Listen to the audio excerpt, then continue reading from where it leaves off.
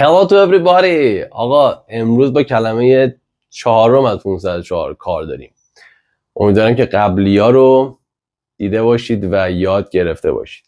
برای هر کاری که ما میخوایم توش موفق باشیم باید چیکار کنیم؟ باید مهارت لازم برای اون کار رو کسب کنیم.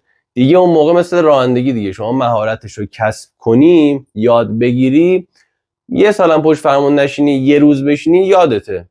برای انگلیسی هم دقیقاً همینه.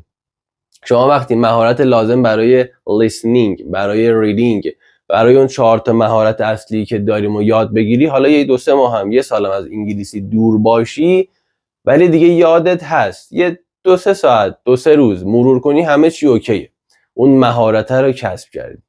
ولی مثال یه جمله بهتون میگم، برای تکتاز موتور، اسم یه نوع موتور دیگه، یه مدله، روندنش هیچ مهارت خاصی لازم نداره. کدینگ امروز ما اینه، تکتاز موتور رو به خاطر همین گفتم که مهارت نمیخواد. تکت میشه مهارت، تدبیر، درایت. پس چی شد؟ تکت این 3 تا معنی رو داره.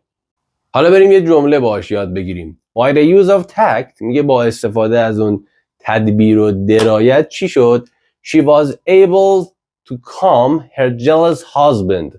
تونست که شوهر حسودش رو آروم کنه. jealous رو توی استوری قبلی تو اون کلمه 3 از 504 یاد گرفته بودیم که میشد حسود. پس تکت، تدبیر، درایت و مهارت. برامون مثال و مترادف، متضاد، هر چیزی که از این کلمه میدونید بنویسید.